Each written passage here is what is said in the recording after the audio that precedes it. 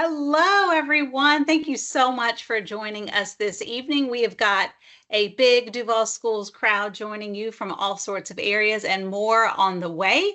My name is Reagan Copeland. I am Duval County Public Schools Family Engagement Supervisor. We support parents and families as much as we possibly can, which is why we are bringing to you this evening. Welcome to Team Duval. We are thrilled to have you as a part of our team.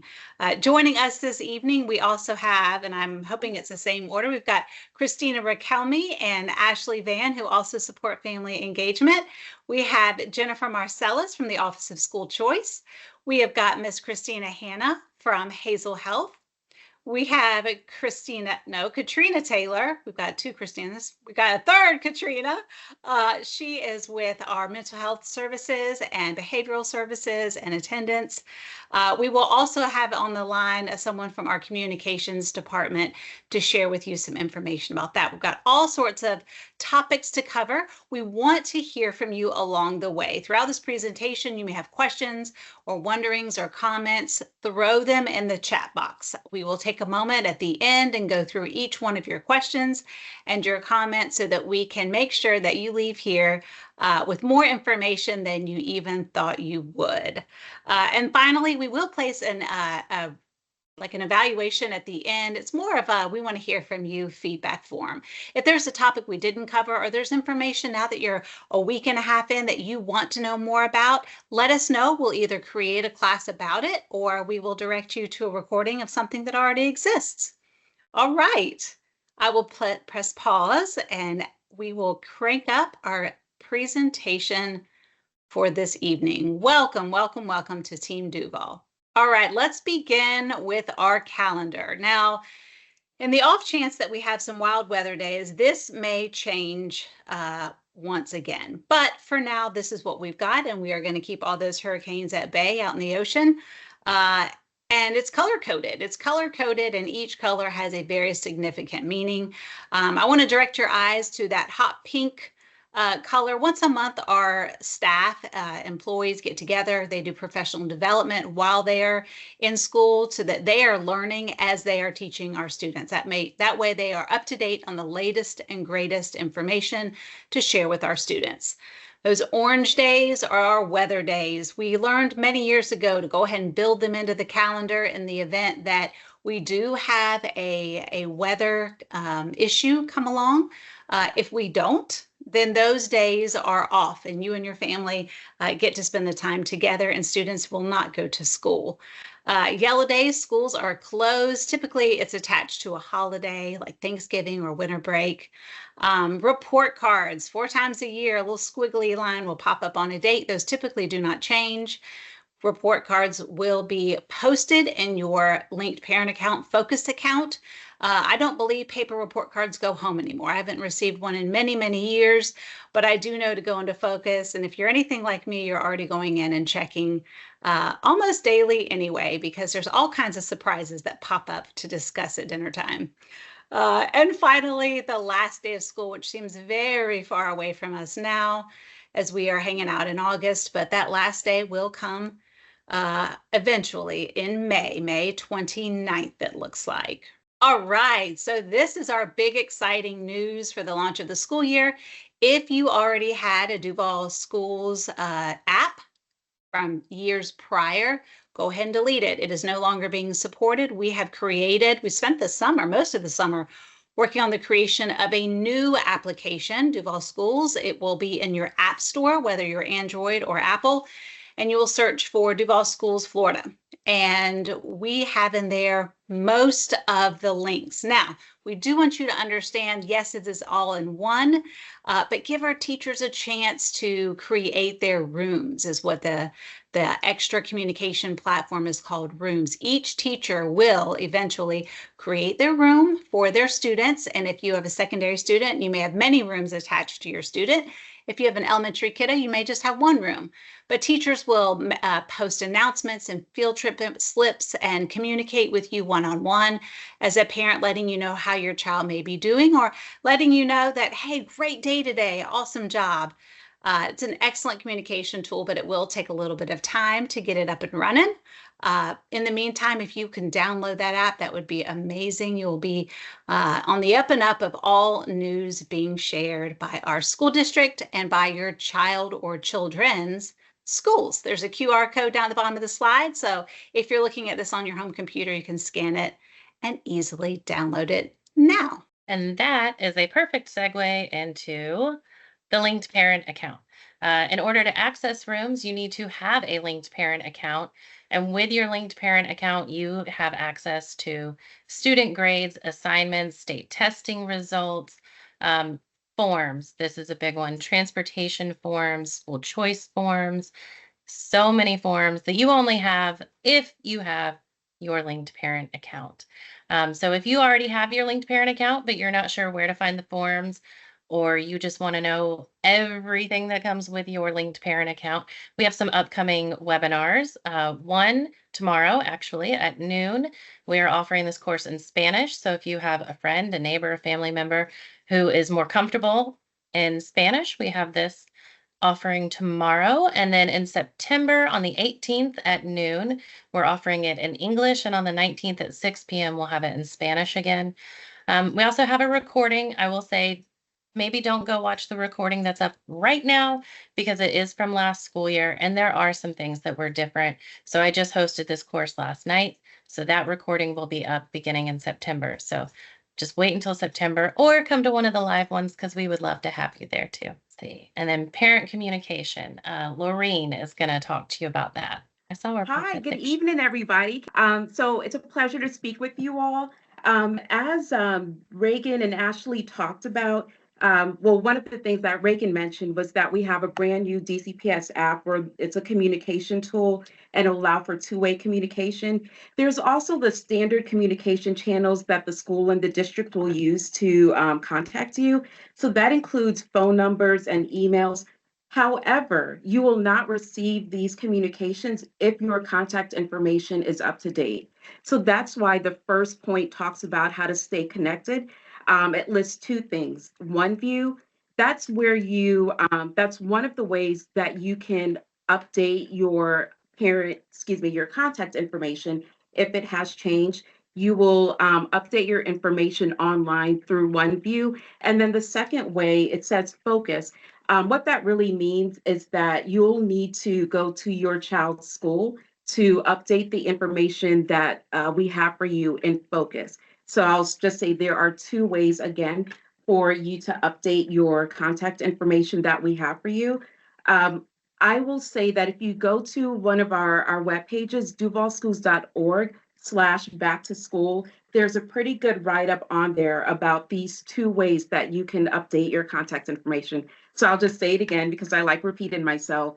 Two ways to update your parent contact information. One of those ways is online through your OneView parent account. And then the second way is through your school, and that is updating your contact information in Focus. Again, if those are not updated, if they're not correct, you will miss out on the chance to get communications from the school and the district. I'm going to skip down to where it says automated calls. Let me connect automated calls to the contact information that we have for you in OneView. So if we don't have correct information for you online in OneView, you won't get these automated calls. The reason why that's terrible is that the automated calls are how we communicate to you about important things that are going on in your school. For example, it could be a crisis communication that there may be a lockdown at your child's school, or it could be something where there is dangerous weather on its way, and we want to make an announcement about possible school closures. Those kind of communications are usually communicated through our mass communication system. You will receive that as an automated call. You will not receive that if your information is not updated in OneView. Visit duvalschools.org. That's just a great way for you to stay updated on some of the information that we have going on in the district and through a number of our schools. We post about 1 to 2 stories weekly, and it could be anything from highlighting Mayport Middle School on a new grant that they won, or it could be something where it's just informational about an updated cell phone policy. So it's important to just visit duvalschools.org and scroll down to where you see Team Duval News, and you'll see our updates there. And then finally, please visit us and stay up to date with us by connecting with us on social. And it's pretty easy for all of the platforms that we're on, which is Twitter, Facebook, Instagram. You just follow us at Duval Schools. And that's it. Thank you. Thanks, Lorraine. All right, so we're going to move from parent communication into bus transportation. This is different for this school year. It was updated, so you may have seen it on our social media platforms. But in order to be eligible for your student to ride the bus, if they're an elementary student, you need to live more than 1.5 miles from the school. If they're a secondary student, you need to live more than 2 miles from your neighborhood school. So if you are like me and you live exactly 2.0 miles from the school, you do not qualify for transportation to that school. So you do need to be over that 1.5 mile or over that 2 mile mark. Bus transportation is provided through the district for students that attend their neighborhood school or a magnet school. You do have to register for transportation. The district needs to know how many students we can expect to be riding our buses in the morning and in the afternoon. So the transportation registration form is something you will fill out every year. It is available in your linked parent account. You can find it under the Forms tab within Focus. If your student is eligible for riding the bus, then you'll be assigned a route. Typically, it's within 7 to 10 days. Right now, at the beginning of the year, there is a little bit of a backup. So if for some reason, you do need that information faster, you can call. Their phone number is 904-858-6200. You can call them. Right now, I would expect a little bit of a hold, though. So just be patient with them. If you need an alternate address form request, this is if your child maybe doesn't go or doesn't ride the bus to your house, maybe they ride the bus to grandma's house or a babysitter's house or someone else's house. You will need to fill out an alternate address form. It used to be a form online. Now you call and you submit the application over the phone. So you'll call that 904-858-6200 number. You will speak to one of the transportation representatives. And if your student is eligible for transportation, and if the alternate address that you are requesting is also available, then you would be assigned that alternate bus route. But both addresses have to be eligible for transportation. There we go. Bus stops can be up to 1.5 miles away from your home address. So that is something to keep in mind when you get your bus stop information. It's not always right outside the neighborhood or right in front of the house. It can be a little bit of a walk or a drive. I do recommend, the district recommends, arriving to your pickup location, your bus stop, at least 10 minutes before your scheduled pickup time. I know for my son personally, he is supposed to be at his bus stop. Well, it says the bus arrives at 6:25 in the morning, and so he should technically be there at 6:15 in the morning. But I will tell you that most mornings I see the bus driving by between 6:15 and 6:20. So if he was not there 10 minutes early, he would miss his bus. And that would not be an excused absence if you miss the bus, by the way. There are some bus delays right now, particularly at the beginning of the year. We are in a bus driver shortage. We are actively trying to hire about 60 more bus drivers to help pick up the routes and eliminate that delay. If your child's bus is delayed more than 30 minutes, then you will receive a notification, either an email, phone call, or text message. If for some reason you don't get that, you can always check the status of the routes at duvalschools.org/bus delays. Now, this is only if your school bus is 30 minutes or more behind schedule. That's in the morning or the afternoon. So if it's just a few minutes behind, it won't show there. I mentioned contacting the transportation department earlier. So The best way to get in touch with them right now, in all likelihood, is their email address because they have multiple people monitoring the email address. And so you are more likely to get someone to respond faster right now. That email address is DCPS transportation at duvalschools.org. And then there's their phone number again. One last thing I want to say about riding the bus. It is a privilege and it can be revoked. The code of conduct is enforced on the school bus, but also at the bus stop. So it is very important to have those conversations with your child if they ride the bus, that even when they're at the bus stop, even though it's not at school, the code of conduct that is enforced at school still applies at the bus stop and while they're on the bus. Thank you so much. So yes, school choice. I know that we are all just now getting settled into school and the way of work and things like that. But Duval County is a choice district. Of course, Florida is a choice state. And so parents do have the opportunity to apply for a school of choice throughout the school year. Those dates are at the bottom of the slide. We do it once for every quarter. And that placement is good through the highest level of the school. So if you're going to an elementary school, that would be 5th. Middle school, that would be 8th. Families do need to reapply for a school if they want a school of choice for 6th or 9th grade. It doesn't automatically roll over to the closest school. Placement is not guaranteed. Every school has a capacity, as we are learning in some of the meetings that are going on here in the district. We cannot place students if there is not a seat available for them. At this point in this year, we do have an active wait list for a lot of schools from the on-time lottery that took place last January. And then we have families that applied throughout the summer.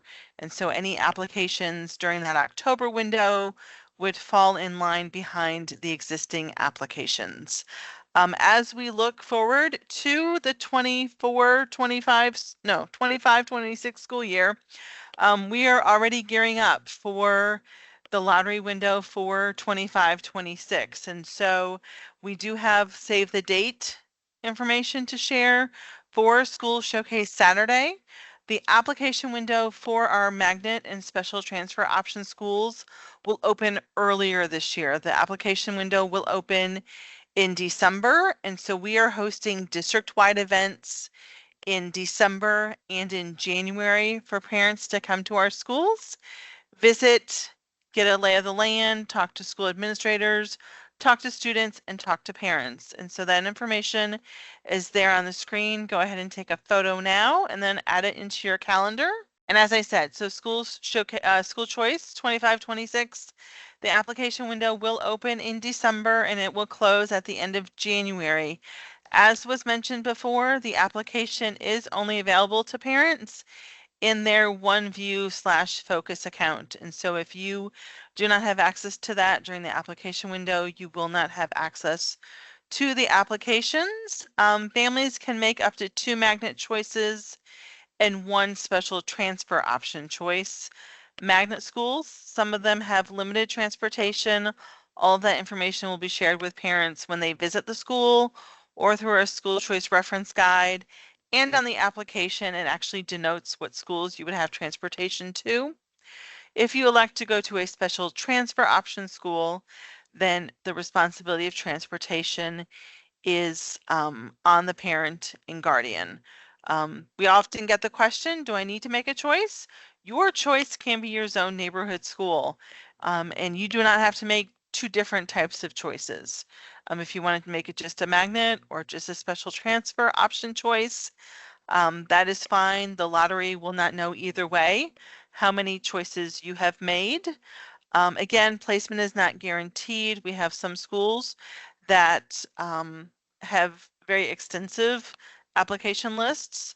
And so unfortunately, we are not able to place every student and family interested in a school in that school. I will like to take a moment to just remind parents that seat availability declines as we move through the school. So the natural entry points are K, 6, and 9. And so if you have a student entering those grade levels for next year, that would be the easiest, the most seat availability is at those grade levels. If you have questions, you can come talk to our team, or you can email us and we will happily email you back, or set up a Teams meeting with you if you have active questions about school choice, either for the next school year or for the remainder of this school year. All right, so we're going to talk now about elementary testing. It might look like a lot of testing, but it's actually less assessing than we used to do with our students.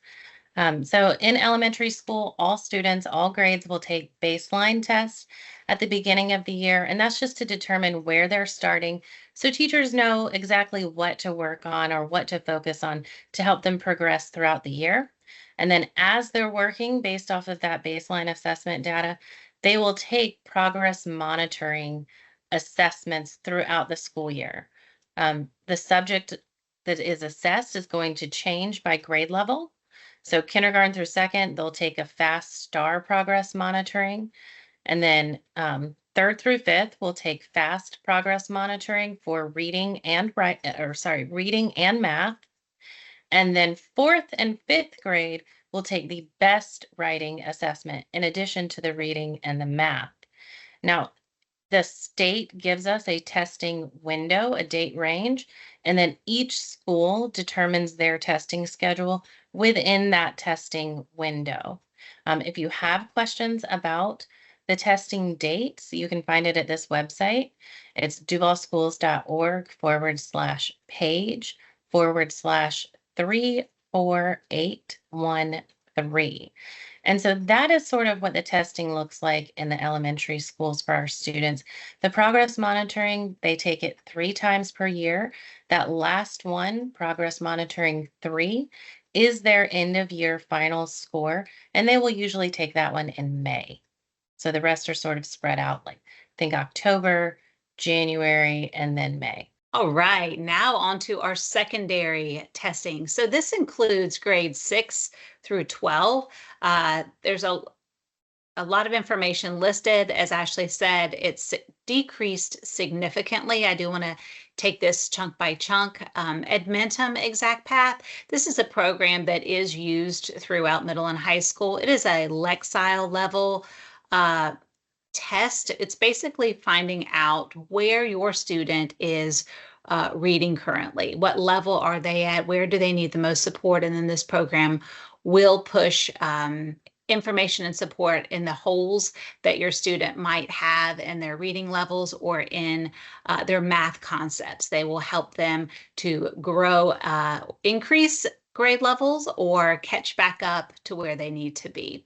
Baseline assessments, just like elementary students, teachers need to know where their students are at when they walk in the door. So these assessments are taking place now through probably the beginning of next month as well. And these subjects, like Ashley said, with elementary, it varies by grade level. And each school selects their own testing window. So while there's a larger window of August through September, each school is given a week or two within that time frame to get their testing done. And that way the infrastructure isn't overwhelmed by all students testing the same day. Fast progress monitoring, which is our tests that are occurring, progress monitoring tests that are occurring 3 times in the year. Like she said, typically beginning January and then May at the end of the year. These are going to be in your reading, math, and science courses that are not graduation requirement courses. They want to see the progression of your student throughout the year and with the expectation that they do very well by that last and final progress monitoring in May. EOCs, which are end of course exams. These are exams or finals, you may hear them called, for graduation requirement courses, i.e. biology, civics. Many middle school students are taking civics, U.S. history in high school. There is a U.S. history class in middle, but this is a high school level U.S. history, algebra, and writing in grades 4 through 10. We need to make sure our students pass these assessments. And here's the good news. If for some unfortunate case your child doesn't pass the very first time they take it, the year that they take that course, they do hold makeup exams. High schools will continue to offer that Algebra 1 assessment in the further along in the year and even the next year. They will hold tutoring sessions. Teachers will stay after school and before school. Schools work together to provide that tutoring support for students in every way possible to ensure all students meet these assessment requirements or will find a concordant score, which is another type of test that may count for it instead. Retakes ACE testing. This, if you have chosen a high school acceleration program like ACE or IB, even AP honors courses, they will test into these programs. You will know this because you signed off on the paperwork to get them enrolled in these special programs. They do need to test into them. We want to make sure all students are successful academically before placing them in a fast track journey through high school. SAT and ACT, I will add CLT is a new assessment. I don't know much about it. It was just introduced last year. These are standardized tests that colleges reach for to determine, to play a large role in the acceptance of students. PSAT is an assessment that 9th and 10th graders take. This is like a practice round for SAT testing. All schools hold this opportunity for 9th graders. If you have a high schooler, please encourage them to go to school and take that test that day. It is optional, meaning if the child doesn't go, they are not penalized, but I strongly encourage it. It gives them a good idea of what the real SAT will be like. It's free, and it is a benchmark. Ashley Van, I'm looking to you for national merit. Like a National yes, Merit. National halfway Merit there. Scholarship. Thank you. I knew I was going to forget it. For National Merit, it is a qualifying exam. And that, of course, leads to free education at the post-secondary level. And that is always a great thing. Like before, for elementary testing, our district does have a testing page set up. It goes into more detail by grade level of each of these assessments. I encourage you to check it out just to help your child know what's coming, help you to prepare for what's coming. Make sure they get a good night's sleep ahead of time and a good breakfast that morning. All right, so good afternoon, everyone. I'm Katrina Taylor, Director of School Behavioral Health, so I'll be covering attendance as well as mental health in our district. So there's 5 ways that the school district is building a culture of attendance. Right now, there's a huge initiative going around in the city with the mayor and the school district called Show Up to Shine. And so with this particular initiative, the goal is to get our students and re-engage our students with coming to school, and we plan on doing that in 5 different ways.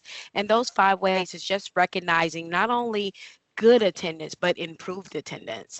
Also, we're engaging our students and parents more around why your students need to come to school. We're monitoring that attendance data and practicing it regularly.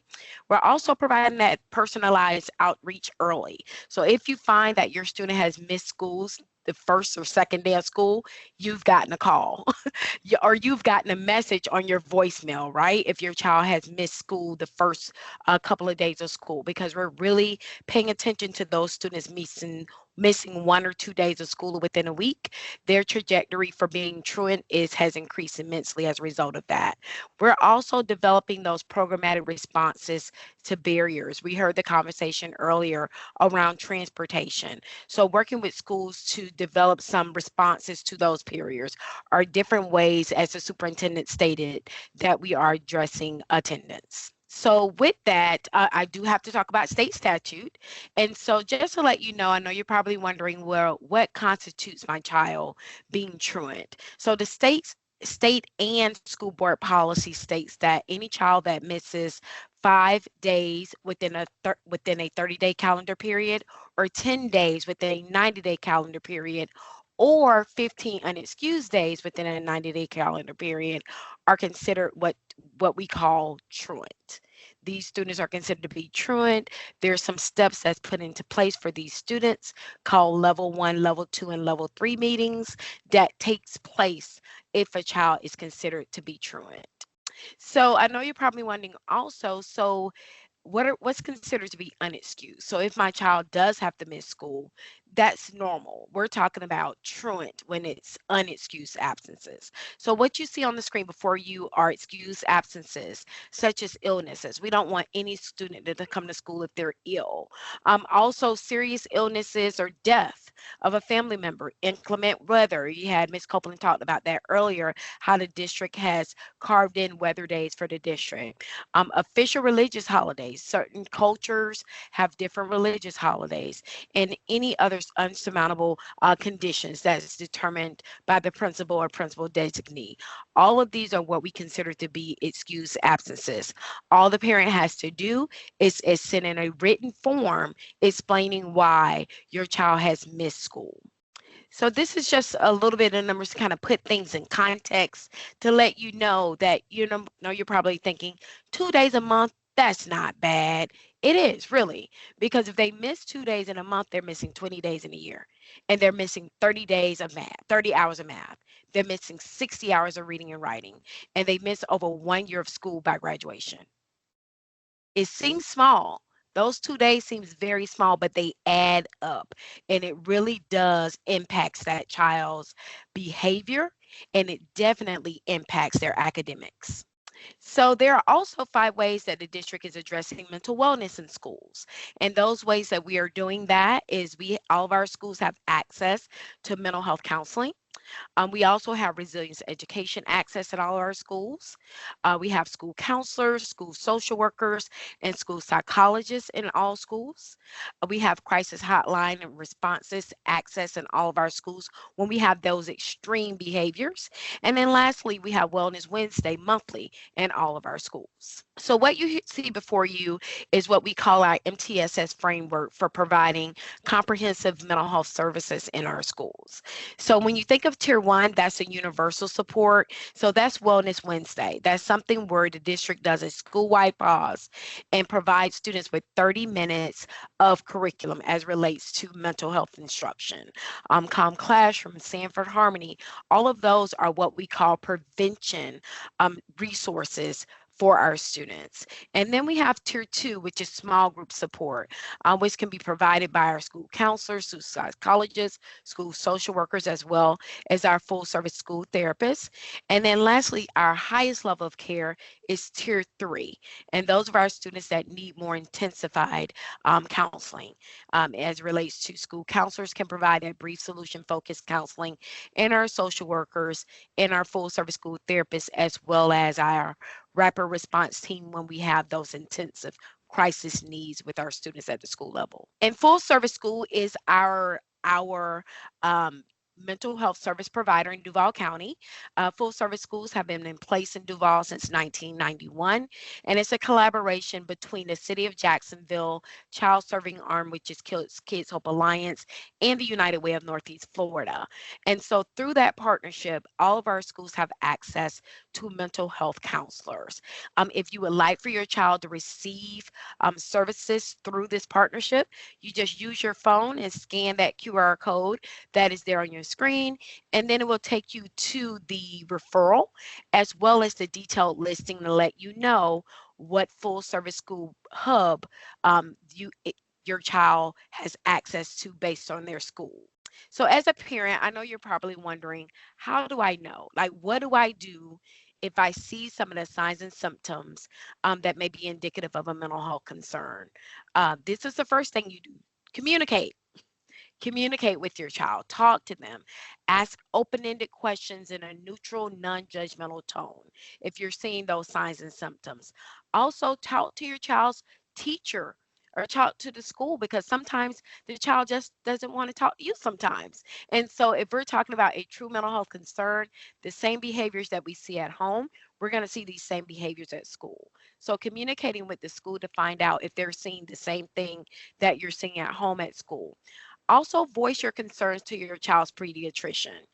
With the pediatrician, they're able to rule out some physical health concerns to see if there's truly a mental health concern.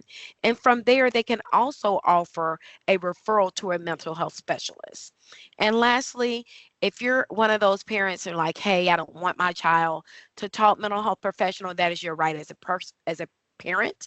If you don't want your child to communicate with a mental health professional, However, make sure you encourage that self-help and other support strategies. So what does that mean? Extracurricular activities, drawing, listening to music, other unconventional ways to addressing mental wellness in your child. If you don't feel exactly comfortable with your student talking to a mental health professional based on spiritual or cultural reasons, there are definitely other ways we can address to ensure that our students are mentally well.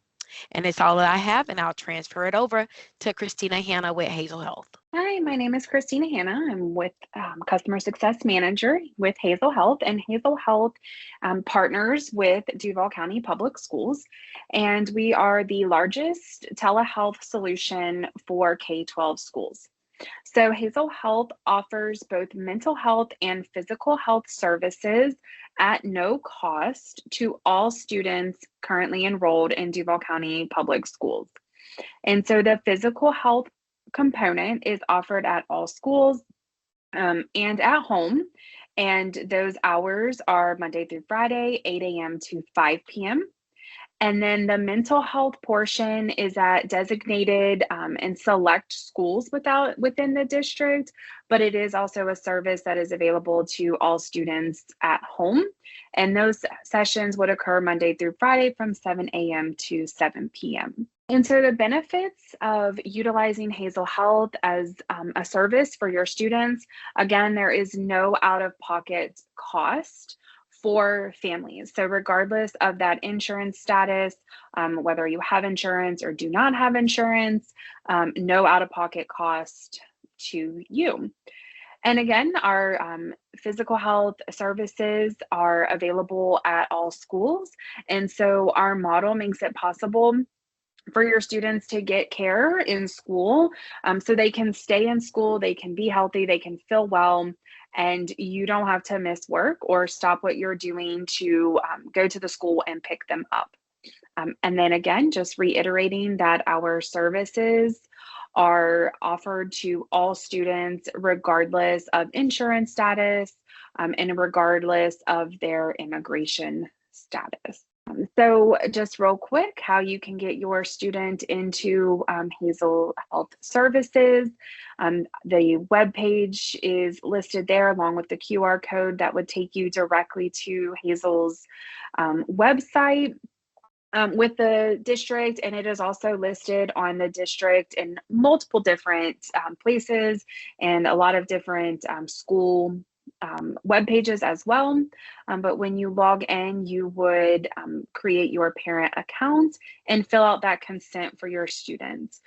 So again, no student would be able to receive any services without parent consent. And for the medical components, if a student is being given any type of medications, over-the-counter medications while at school, those medications would only be able to be provided to those students after the parent has already consented and approved for those specific medications. So once you have consented your students, again, all of our services are through telehealth, so all virtual. All of the schools have a Hazel provided iPad for their physical health services. And so those services would be requested by a trained staff at those schools. And then your students would be able to see one of our providers within just a couple of minutes and get any of those over-the-counter medications provided to them, again, with your consent. And then once you have completed your consent, you are able to request those services, like I mentioned, at home as well. So once you complete that consent, you would be able to see the options of requesting teletherapy. So this is going to be a mental health component. And as Katrina mentioned, with that multi-tier support system, Hazel kind of falls into that level 2, and we provide short-term teletherapy services for your students. And we also are able to recommend and help navigate your student into long-term care in the community if that is something that our team with your support feels is best for that student. And then again, with the medical care, you would just request that medical care while at home. So a very quick button there. And you would be able to get connected at home during the week with one of our physicians. Hey there, so I'm going to talk about free breakfast and lunch. All students are receiving free breakfast and lunch for the 2024-2025 school year. On this slide, we have where you can find the monthly menus, which is duvalschools.nutrislice.com. You can also find them on the website of Duval Schools or in the new Duval Schools app. You can also go to myschoolbucks.com or visit the new app to deposit money into your student's account. So each school has a safety plan and an emergency response team. All of the classroom doors are to be locked at all times from the outside.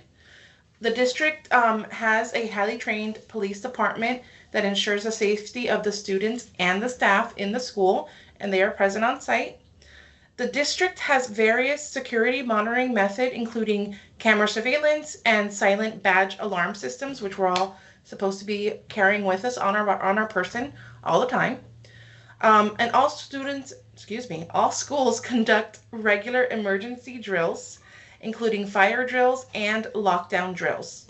So the PTA, PTSA, and volunteers, their purpose is to make every child's potential a reality by engaging and empowering families and communities, and they help advocate for all children.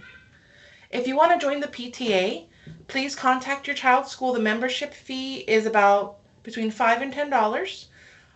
If you want to be a volunteer, you do have to be cleared. You can apply to be a volunteer at duvalschools.org/volunteer. And of course, our volunteers are a vital part of our student success in Duval Schools. So we encourage you to apply to be a volunteer at your school. These are some helpful classes coming up. We have a bunch of classes in September. We have Tell Me More About a 504. We have online programs in the classroom. We have internet safety, Know the Dangers Children Face Online on September 24th. How to become a DCPS volunteer on September 26th at 6 p.m. Microsoft Word October 2nd. And Navigating Power Struggles October 10th. And lastly, All About the Bright Future Scholarship on October 22nd. You can go to duvalschools.org/Parent Academy and click on our catalog online in order to register for one of our courses. And if you do have an updated email, which if you received a notification about this course in your email, then you'll be receiving flyers online, and you can register directly through that flyer for the upcoming course. If there was one that you found particularly interesting, we'd love to have you back again. We've included the QR codes to all of our social media sites to make sure that you are up to date on other and future courses. Our ultimate goal is to make sure that our families have the most up-to-date information and access to those specialists and experts within our district. We know Jacksonville is a large city, and the schools district is as well. So this is our goal, to make sure that we kind of shrink the city a little bit. If we don't have the answer to it, we certainly will help you find it. All right, everyone, it's been wonderful taking this time with you this evening. We hope to see you again at another Parent Academy course in the future. Take care, everyone, and have an amazing evening. Good night.